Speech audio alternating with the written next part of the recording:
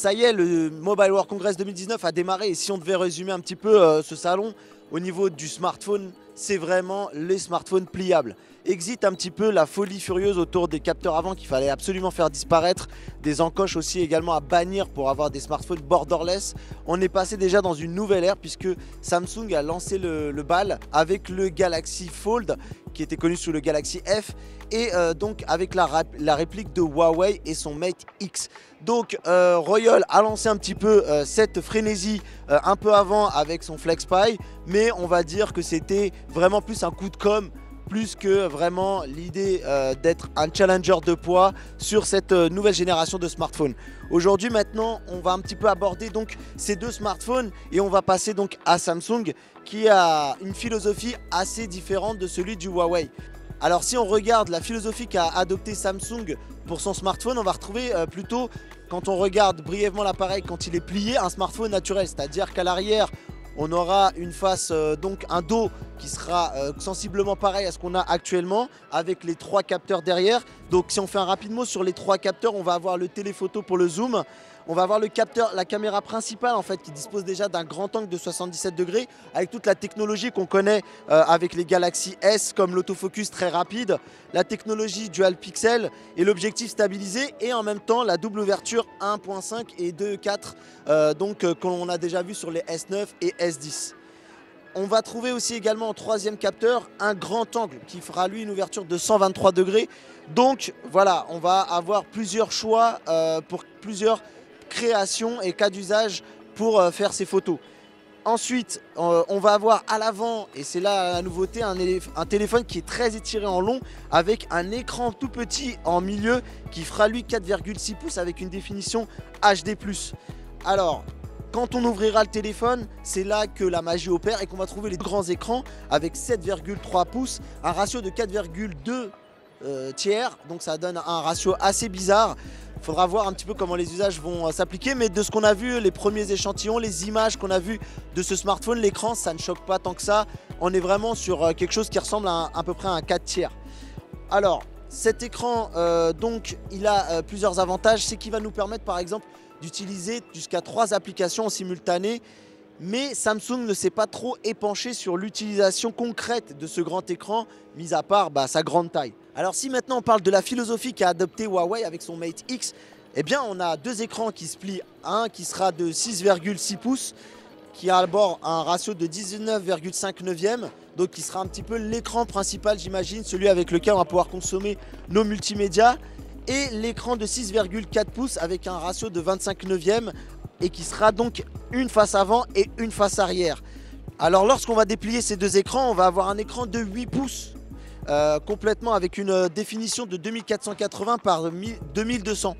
Et donc ce qui est intéressant de voir, c'est que Huawei a montré des cas d'usage qui sont plutôt pas mal, comme le multitasking, la possibilité par exemple de prendre une photo et de la glisser directement sur l'écran d'à côté pour la mettre en pièce jointe dans un mail, le copier-coller, le glisser-déposer, tout ça arrive avec du concret. Donc c'est cette méthode-là que j'ai un peu plus appréciée chez Huawei, qui a quand même essayé de montrer des idées de fonctionnement avec les bénéfices d'avoir ce très grand écran. Pour les similarités, les deux ont dégagé, on va dire, la technologie de reconnaissance par empreinte faciale. Pour le moment, en tout cas, c'est pas du tout indiqué. Et du coup, ils ont opté tous les deux pour la reconnaissance par empreinte digitale sur le bouton Power, comme on l'a connu à une époque avec Sony, ce que je trouve plutôt intéressant et plutôt bien placé.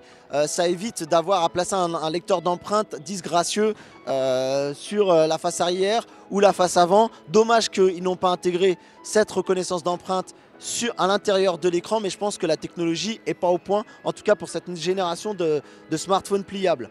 Les deux, misent sur la 5G. Huawei a montré tout son savoir-faire, notamment avec une puce Falcon 5G dont il a vanté les mérites.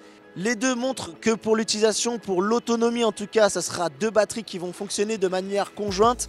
Huawei a tiré son épingle du jeu en annonçant une batterie de 4500 mAh contre 4380 mAh pour le Samsung. Bref, tout ça montre qu'il y a des idées et que chacun a sa philosophie, son ressenti par rapport aux smartphones pliables. Ce qui m'a gêné un petit peu avec l'apparition de ces smartphones pliables, c'est que concrètement, à part miser sur l'effet waouh qui se plie, je trouve qu'on ne va pas assez loin sur l'utilisation. Tout le monde rêve d'avoir un plus grand écran, mais encore faut-il aussi montrer à quoi il peut servir.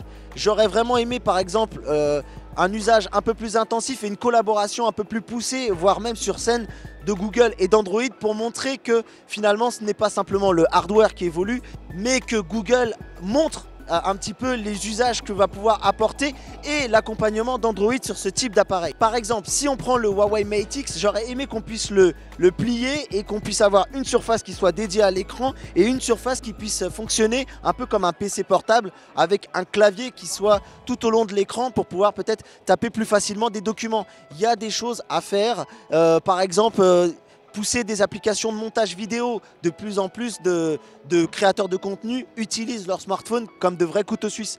Et il serait temps que les logiciels et les applications et l'écosystème va de pair pour pouvoir un petit peu montrer les usages.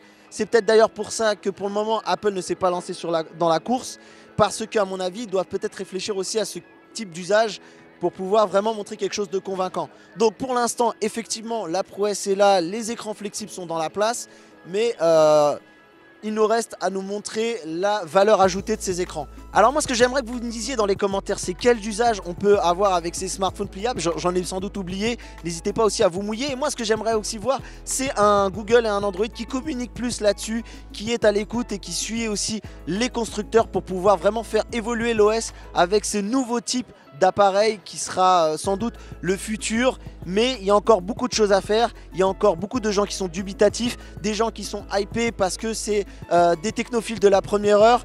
Maintenant, à vous messieurs de l'industrie de nous convaincre, et dans les commentaires, dites-moi vous votre ressenti sur ces smartphones. En tout cas, le Mobile World Congress 2019, c'est le salon du smartphone pliable. Reste plus qu'à trouver un sens à l'histoire. Abonne-toi et mets la cloche. Bah oui, il faut. Et Voilà. fais un bisou. Et merci à tous les deux d'avoir été là. Fais le bisou. Voilà, Fais le bisous. Non mais là, Oui, enfin, là. enfin bisous là. Ah, suce.